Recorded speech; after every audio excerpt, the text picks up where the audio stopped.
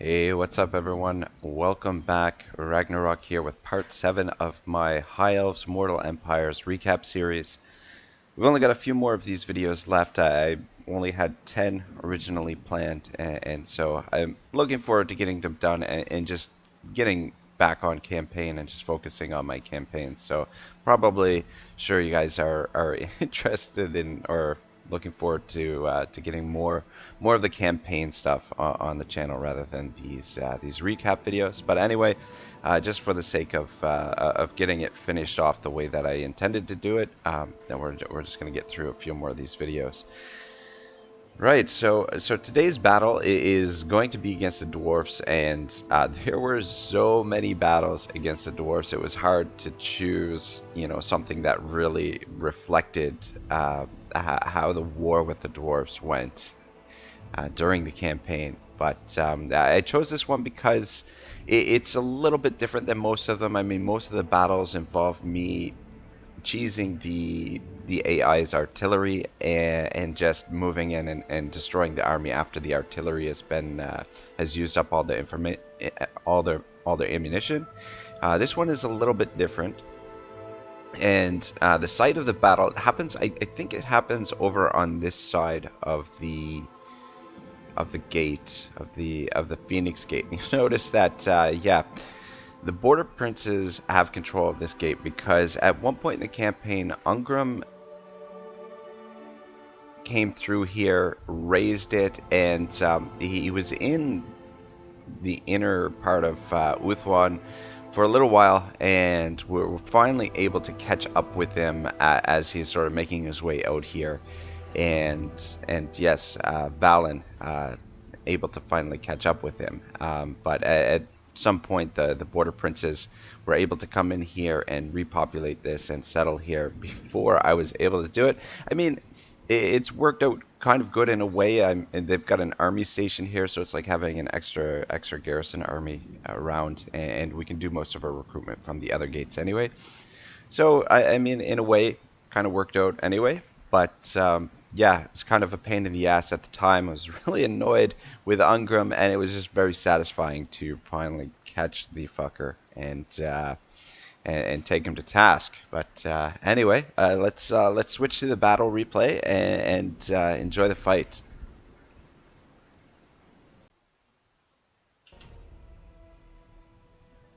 Battle of the Phoenix Gate. Right, so Ungrim, when he took the Phoenix Gate initially with the garrison that we had stationed there, we were able to actually do a fair bit of damage to his army. And because he didn't actually occupy it, he just decided to raise it. He didn't get any replenishment in the meantime. If I'm not mistaken, this is a few turns after we'd actually fought the battle, after a few turns after we actually lost the Phoenix Gate, and then Balin was finally able to catch up with him. This army composition that Balin has is probably one of my favorite ones that I've used through the campaign. Just perfectly balanced. It's more or less equipped for just about any situation.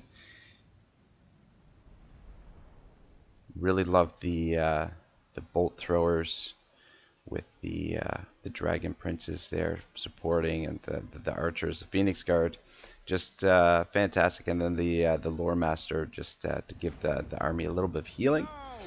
And yeah, it's just very good. So we're just setting up on the hill here, just using the high ground, just getting ready for them. Because they have the artillery, they're going to probably camp down here for a little bit. Usually my method for dealing with this kind of situation is just to cheese the AI and just burn up their ammunition. But for whatever reason, I didn't do that in this battle. We're gonna come down here and try and take out the artillery before the main engagement. Because those organ guns are so deadly if you get them too close. So I've got my dragon princes positioned in the woods over here somewhere if I can find them. There they are. So freaking Love these guys. Look so good, though. I haven't been, I gotta admit, I have not used them very well during the campaign. Gotten them into trouble a lot of times. And we've got Valen sort of swinging around in behind, just using our aerial advantage. So he's going to come down here and see if he can deal with this situation on his own. So my thinking, I guess, is probably that, if he does take damage, we can always bring him back and heal him, provided we don't get him stuck in combat down there. So take him a little while to get in there. Fucking dragons are a little bit slow. I mean, this is a big, giant, flying lizard, so I mean, kind of makes sense. They're not too speedy.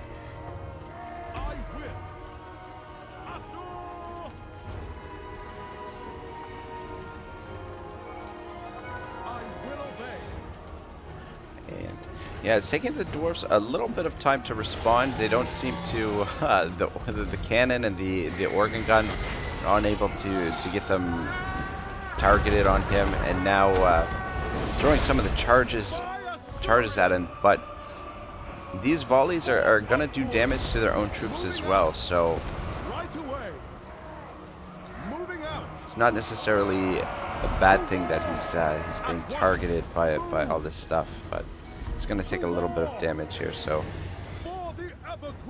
especially the Quarrelers can do a lot of damage. So now you can see in the distance there the Dragon Princes, thinking to bring them down to help out this situation, just to give a little bit more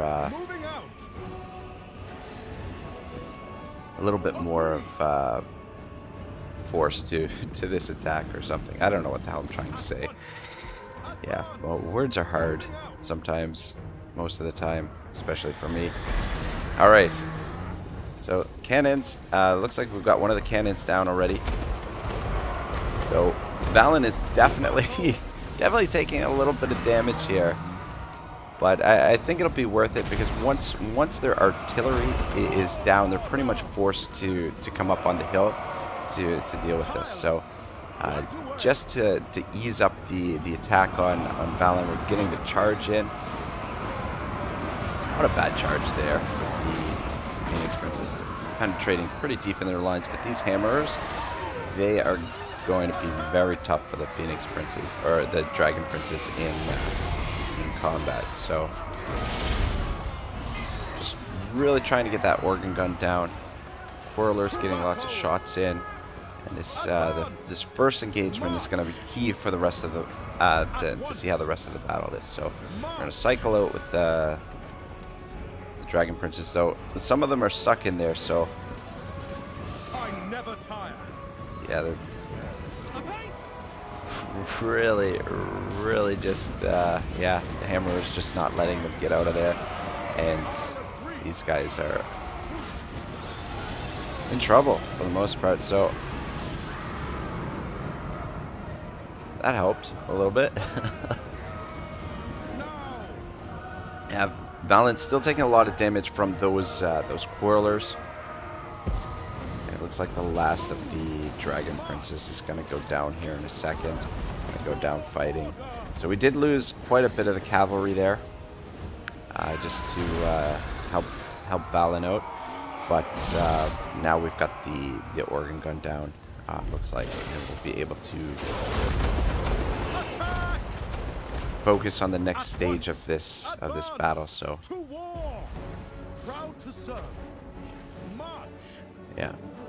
And that's triggered the AI to start their march up the hill. So Ungram, his orange mohawk and his giant axe, heading up the hill. Valen is gonna get out of dodge and probably head up to the top of the hill to get a little bit of healing, because you can see the blood on the dragon. It's taking a fair bit of damage. The bolt thrower is already getting some shots in. They're making their way up. Those slayers are gonna have a hard time reaching our lines just without the armor. Really vulnerable to this kind of stuff.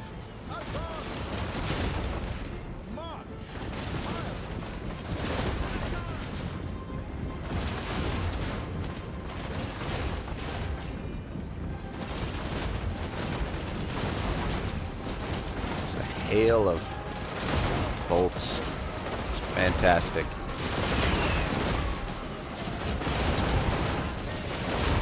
It's interesting too, they don't seem to be taking a direct route up to the top of the hill. It seems like they're trying to move around a little bit.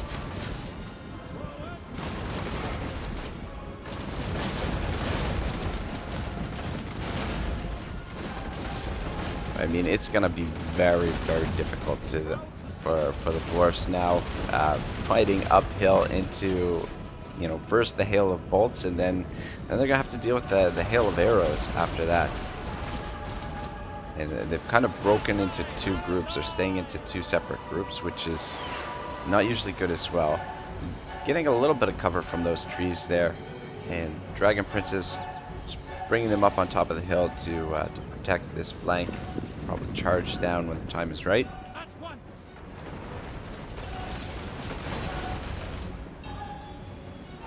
wonder if actually that was intentional, that the AI is doing that to going through the forest here, just to get a little bit of cover. It's really interesting actually now that I think about it. Because you can see like the trees are blocking a lot of those bolts as they make their way up the hill. Moving out. But there's no way they're gonna get through this line. Look at these guys with their halberds, ready to cut down anything that makes it up this hill.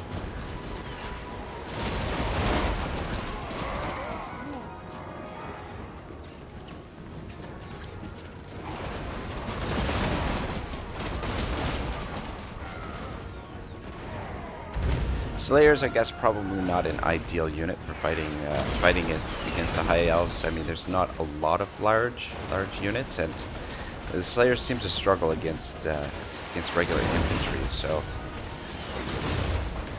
not to mention all of the ranged units that the High Elves have. They're just so vulnerable. And look at this guy. He's not even facing the.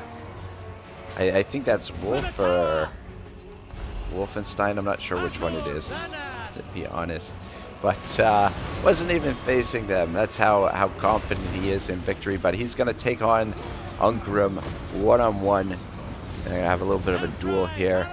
See how this goes out. And Hammer's getting in there. Phoenix Guard cut them down.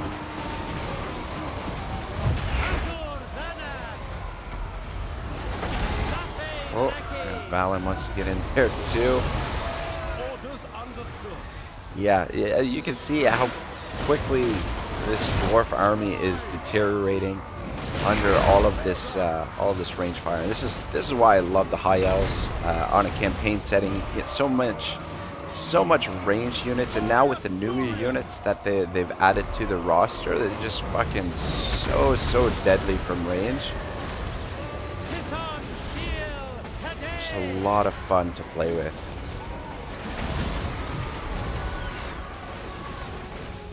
You just kind of sit back in a nice defensive position and just let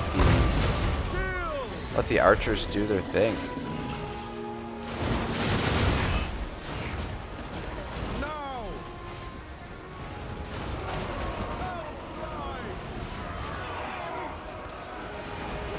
Probably wasn't necessary to send the Dragon Princess down here. Probably could have just helped the line, especially to their hammers. They do seem to struggle a little bit with those hammers, but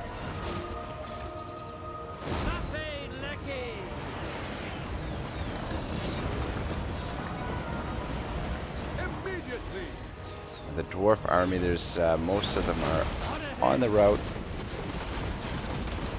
just trying to get out of here.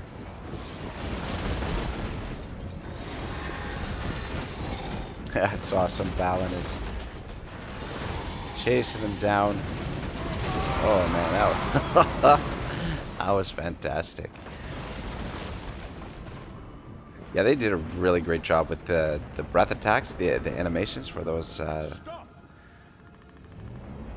fire attacks by the dragons. So good. I think that's pretty much it. I don't think there's going to be too much left of this. Looks like the dwarves are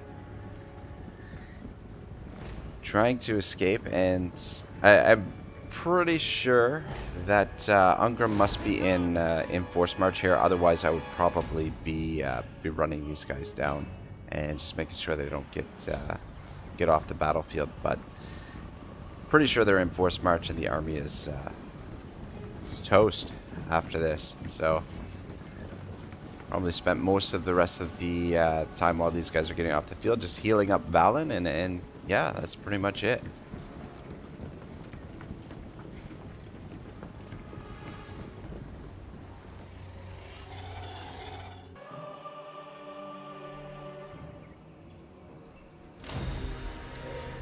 Alright, there we go.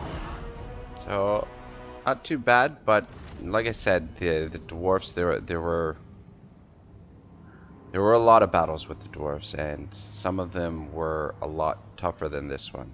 But yeah.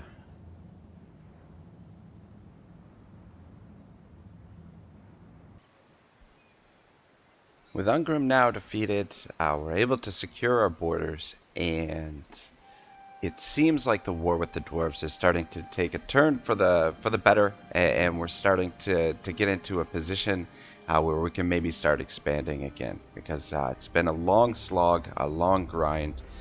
Fighting these battles with the dwarves, the constant invasions, has been very tough.